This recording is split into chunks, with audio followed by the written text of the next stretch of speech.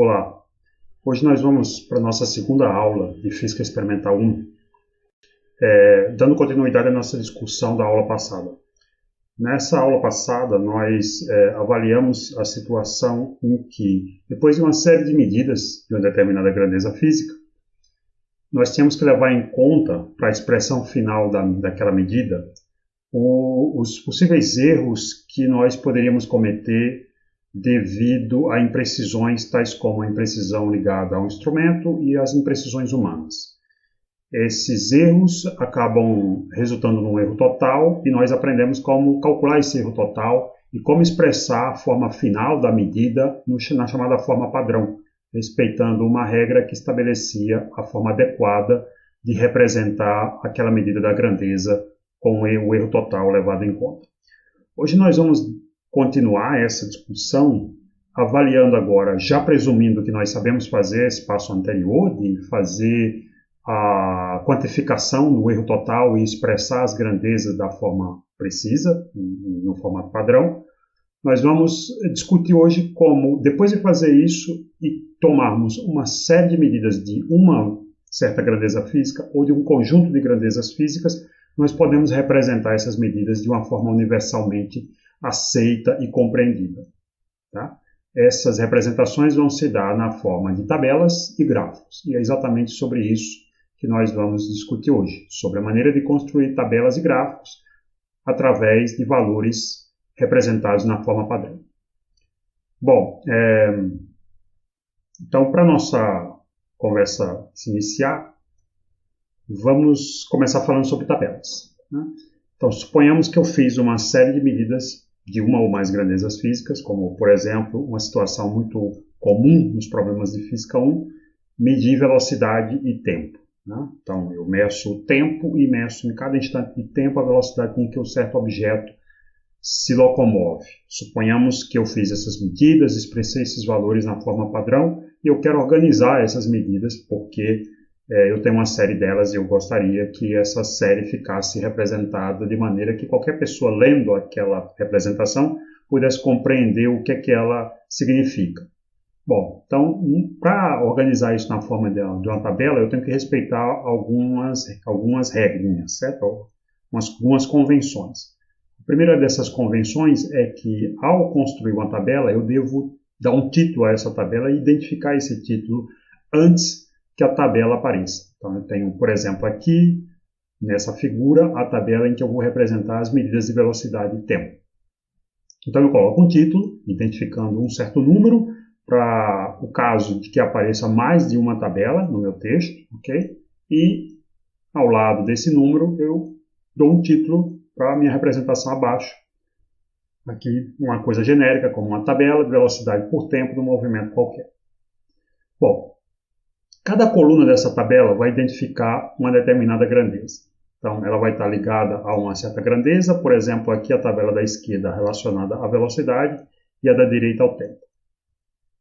Isso tem que ser feito de forma tal que eu vou expressar os valores em cada linha dessa coluna, abaixo da primeira linha em que eu represento a grandeza que vai ficar descrita naquela coluna, usando o formato padrão, ou seja, entre parênteses, o símbolo da grandeza, mais ou menos o erro associado a ela, fecha parênteses, e entre parênteses, a unidade com que eu estou medindo aquela grandeza. Mesma coisa que vale para o tempo. Bom, evidentemente, eu tenho que ter um número de linhas que seja compatível com o número de medidas que eu fiz.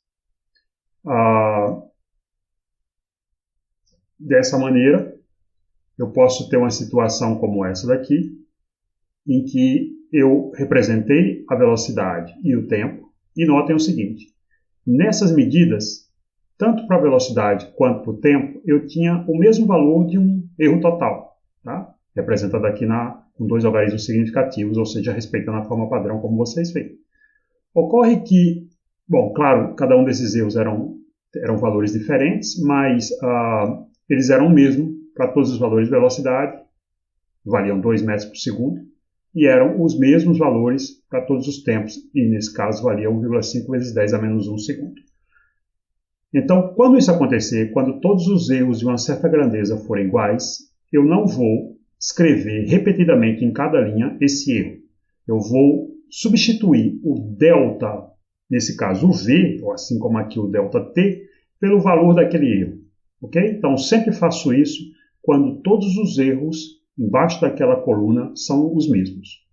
Então, ao invés de colocar ΔV aqui, eu coloco o valor desse erro, que é igual para todos os valores embaixo.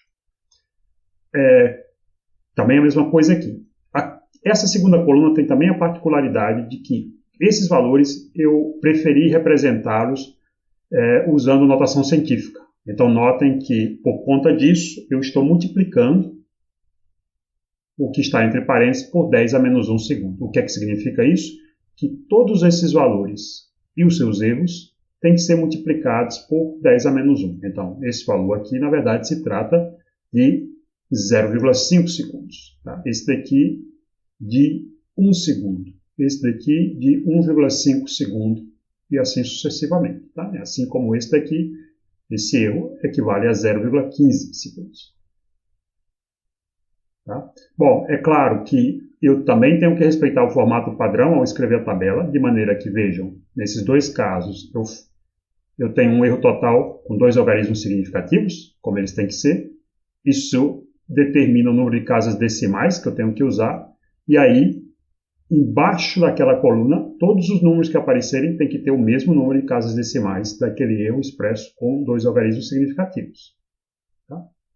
Por coincidência, nesse exemplo aqui, os dois casos têm uma única casa decimal. Mas eu poderia ter uma situação em que uma coluna precisasse de uma casa decimal e a outra coluna de 2 casas decimais. O que é imperativo é que todos os elementos de uma dada coluna têm que ter o mesmo número de casas decimais. Bem? Bom, em algumas situações é interessante que eu identifique também a ordem com que aqueles valores aparecem. Então, se isso acontece, eu incluo uma coluna a mais em que eu indexo aquela coluna por um índice que vai significar a ordem daquelas medidas. Então, significando, portanto, que esse valor da primeira medida, isso da segunda, da terceira e assim sucessivamente. Vamos ver aqui nesse slide, alguns exemplos sobre erros comuns que se cometem ao construir tabelas. Então, nós olhamos para essa tabela e o primeiro erro que eu percebo nela é que falta um título para descrever essa tabela, ok? Como acontece nos dois exemplos anteriores, certo? Então, eu preciso sempre colocar um título. A segunda é que, notem que aqui eu tenho uma variável A com uma certa unidade e o erro de A separado da expressão dessa grandeza na mesma coluna. Isso não pode ser assim. A tem que sempre vir acompanhado de ΔA na forma padrão, como nós vimos nos exemplos anteriores. Tudo bem? Além disso, esse caso aqui, falta a unidade. Além disso, notem que todos esses números aqui não correspondem à forma padrão correta. Ok? Percebam que nessa coluna os valores têm número de casas decimais distintas, o que também não pode, como foi dito. Certo? Então, nesses exemplos, essas serão coisas para corrigir. Então, se eu olho para essa tabela, uma maneira, portanto, de corrigir essa tabela seria construir essa tabela aqui. Então, nesse caso, eu só preciso de 2 colunas, uma para representar A na forma padrão e uma para representar B na forma padrão. Coloco um título e notem que aqui a representação satisfaz os critérios que a gente já conhece desde a aula passada. Um erro total com 2 algarismos significativos, 2 casas decimais, todos os valores naquela coluna com 2 casas decimais. Mesma coisa vale para aqui. Observe que nessa primeira coluna, todos os erros têm o mesmo valor. Então, ao invés de escrever 10,00 mais ou menos 0,20, o que eu faço? Eu coloco na identificação da coluna o erro total. E isso significa que todos esses valores que aparecem aqui são os valores principais que vão ser somados e subtraídos desse erro total. Tá? Já nessa segunda coluna, como os erros são distintos, então eu tenho que representar linha a linha os valores de cada um deles e representar genericamente esse erro total como o ΔB. Ao lado de cada grandeza, na forma padrão correta, ou seja, entre o parêntese A mais ou menos 0,20, fecha parêntese, vem a unidade, assim como também aqui vem a unidade. Bom, mais um exemplo de erros comuns ao se construir uma tabela. Então, nesse caso, notem que na identificação desse exemplo, falta o parêntese. Aqui eu tenho a variável y sozinha, sem erro, né? Que também é um equívoco. Aqui eu separo o z do ΔZ, tá? Também não posso fazer isso. E notem que embora aqui não esteja, isso possa não ser necessariamente um erro, mas não é conveniente e nem fica bom para a nossa representação, porque torna os resultados pouco claros, que os números apareçam com valores muito pequenos ou muito grandes, como acontece aqui. Então, toda vez que isso ocorre, o mais prático é usar notação científica, para deixar o número na forma mais compacta possível. Tá? No exemplo seguinte, eu vou mostrar uma possível correção para essa tabela, assumindo, aqui não aparece isso, mas vamos assumir que todos esses erros aqui fossem iguais para a variável y e valessem esse número aqui, que é 10 a menos 5. Né? 1,0 vezes 10 a menos 5. Então, notem que aquela tabela agora está devidamente corrigida, entre parênteses, a simbologia, a primeira coluna, todos os erros são iguais, 2 algarismos significativos, 2 casas decimais, todos os números que aparecem embaixo, 2 casas decimais. Aqui, para que o número não fique com tantos dígitos, eu uso a notação científica, multiplicando todos os valores por 10 a menos 5. Eu estou assumindo que o erro de todos eles é esse daqui. Então, como o erro é todo igual, na identificação da coluna, esse erro total já aparece, com 2 algarismos significativos, uma casa decimal e, portanto, todos os valores embaixo daquela coluna com uma casa decimal. Para a variável z, mesma coisa, eu usei notação científica, multiplicando todos os valores por 10 a terceira, já que os valores que apareciam para a variável z eram valores grandes. Então, eu escrevo os erros com 2 algarismos significativos e uma casa decimal e, portanto, os outros valores também com uma casa decimal. No entanto, nesse exemplo, notem que a primeira linha fere esse critério, porque eu precisei escrever, para ter uma casa decimal, como os demais, o erro total com um único algarismo significativo.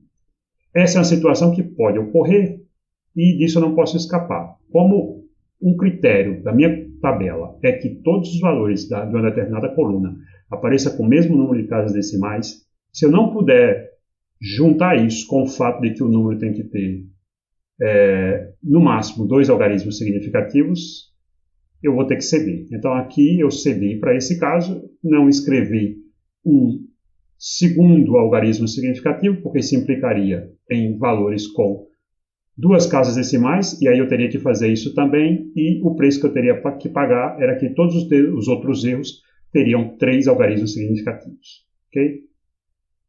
Então, essa é uma exceção que eu tive que cumprir para poder manter a homogeneidade de ter, no máximo, 2 algarismos significativos e, com isso, todos os valores terem uma única casa decimal. Bom, uma outra maneira de representar uma série de medidas, essa de uma forma mais visual, é a construção de gráficos. Então, digamos que eu tenha uma série de valores, como esses que aparecem nas tabelas que a gente mostrou até aqui, como, por exemplo, uma tabela de grandezas físicas como essa de velocidade versus tempo. Eu gostaria de representar esses valores num gráfico para que eu entenda como é que esses valores se relacionam, como é que velocidade e tempo se relacionam nessa série de medidas que eu fiz. Bom, para que o gráfico fique inteligível e seja útil para essa interpretação, eu também preciso respeitar algumas convenções. A primeira dessas convenções é que, bom, assim como a tabela, eu preciso nomear o gráfico para que quem olha aquele gráfico entenda o que está sendo representado ali.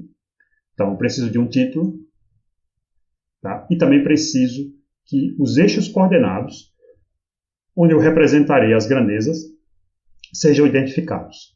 Então, nesse caso aqui, eu estou colocando nesse eixo horizontal o tempo, e vejam, aparece a simbologia do tempo e entre parênteses a unidade em que ele está sendo medido. E no eixo vertical eu coloco a velocidade, também usando a mesma convenção, entre parênteses a unidade em que essa velocidade foi medida e os meus valores foram obtidos. Bom, a partir daí, eu preciso agora construir uma escala, uma divisão de valores que eu vou usar para depois associar as minhas medidas a uma posição nesse plano. Essas escalas, elas podem ser tais que cada eixo, independentemente, tenha escalas diferentes e possam, inclusive, começar em origens diferentes. Nesse exemplo aqui, por coincidência, os dois eixos têm a mesma origem, 0, 0 é esse ponto. Mas nada impediria, por exemplo, de que esse ponto correspondesse ao valor de x igual a 0, de t igual a 0 e de v igual a 5, por exemplo, ou 10, ou 20, ok? Então, essa identificação da origem é feita independentemente para os dois eixos coordenados. A segunda coisa que eu devo prestar atenção é exatamente como construir essas escalas. Então, essas escalas, para que os pontos possam ser facilmente reconhecidos através de seus valores, elas têm que satisfazer o seguinte. Elas têm que estar, os números que eu vou usar para representar essa escala, têm que ser igualmente espaçados entre si. Então, notem que aqui os valores ao longo do eixo horizontal estão igualmente espaçados de 5 unidades. Ok? Esse espaçamento deve se dar, de preferência, em valores que sejam fáceis de serem identificados, como, por exemplo, múltiplos de 5, como aparece aqui, ou múltiplos de números pares, tá? 2, ou 4, ou 10. Mas sempre evitar valores distintos disso, para que a identificação dos valores intermediários não seja confusa. Por exemplo, se eu escolhesse colocar π em cada separação aqui, seria terrível identificar um valor num ponto intermediário em relação ao valor anterior. Tá?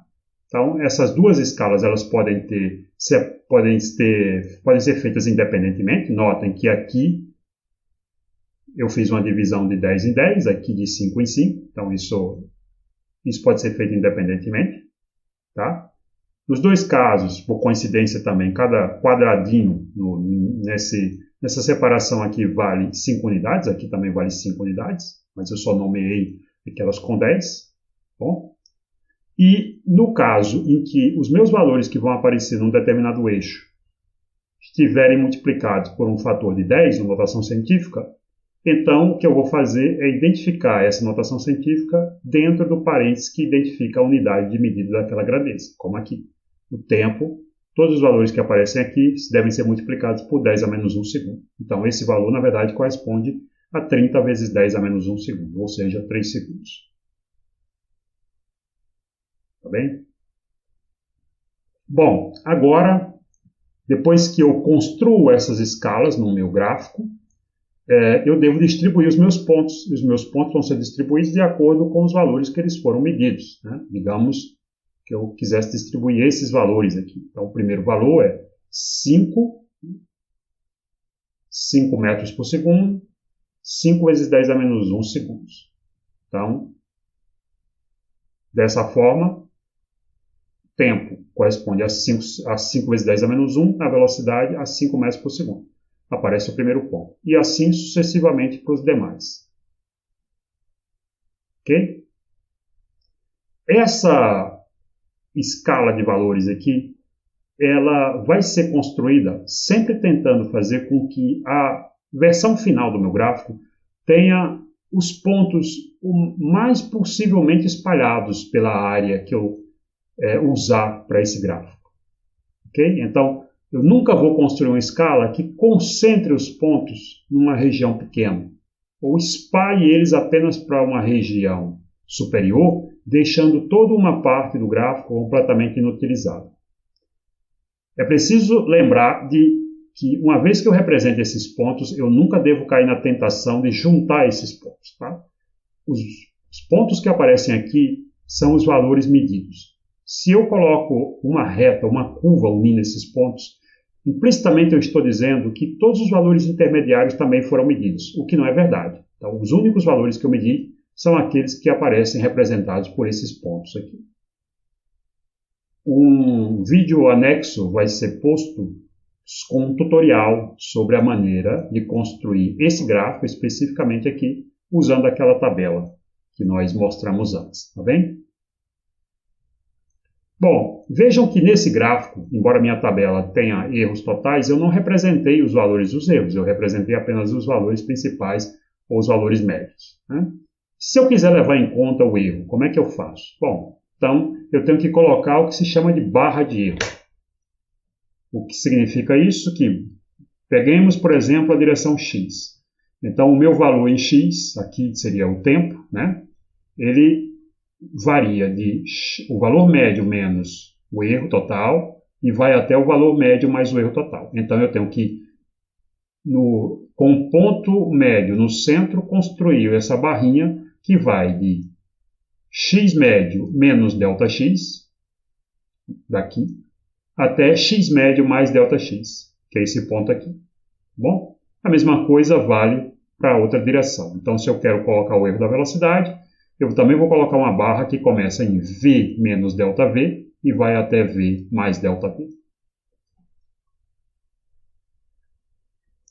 Bom, e quanto aos principais equívocos que se cometem ao construir um gráfico? Vejamos esse exemplo aqui.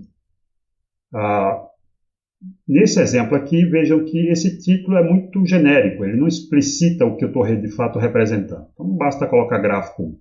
Você tem que dizer o que é que você quer representar nesse gráfico. Tá? Gráfico gráfico da variável y como função de x para o experimento tal. Segundo erro, nunca uniu os pontos, como foi dito.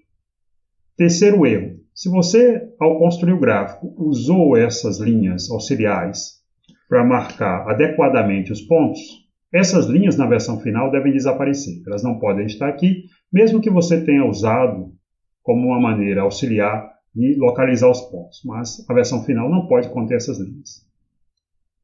Tá? Nunca escreva os valores que correspondem aos pontos que você está marcando. Então, esse ponto aqui está na posição y 55,5. Tá? Eu posso até tentar marcar esse ponto, construir a minha linha auxiliar, mas no final eu tenho que apagar tanto essa linha quanto esse número aqui. Os únicos números que vão aparecer em cada eixo são aqueles correspondentes à escala que eu estou usando. Notem que também nesse exemplo eu tenho um problema para a escala x. Observem que inicialmente eu tenho uma separação de 2 unidades e de repente essa separação passa a ser de 1. Tá? Então isso também não é possível, não é aceitável para um gráfico que seja legível, que obedeça essas regras que a gente discutiu antes. Bom, nesse caso aqui, os erros que eu observo são os seguintes. Eu identifiquei juntamente com os valores daquele eixo as unidades. Eu não faço isso, eu nunca faço isso. As unidades sempre vão aparecer na parte em que eu identifico a grandeza associada àquele eixo. Então, nesse caso aqui, eu entendo que esse resultado significaria que todos esses valores devem ser multiplicados por 10 ao quadrado e estão em centímetros. Então, eu deixaria só os valores numéricos aqui e aqui em cima eu colocaria y, entre parênteses, 10 ao quadrado, centímetro. Tá? Notem que nessa distribuição de pontos, toda essa área aqui foi deixada sem absolutamente nada, o que nunca é bom, porque todo esse pedaço aqui não significa rigorosamente nada para o gráfico. Notem que nesse eixo aqui, a escolha foi feita representando os números com valores muito pequenos. Então, nessa situação, o mais adequado para economizar essa representação de números e não deixar o gráfico poluído é usar a notação científica. Então, aqui, por exemplo, eu poderia deixar todos os valores com potências de 10 a menos 3 e, na identificação da variável x, colocar x entre parênteses 10 a menos 3 e o que faltou também aqui, identificar a unidade de medida daquela variável. Tá? Outra coisa, não traçar essa reta a não ser que o problema peça para que se faça isso. Em qualquer outra situação que não explicitamente necessária, as únicas coisas que vão aparecer dentro da área são os pontos.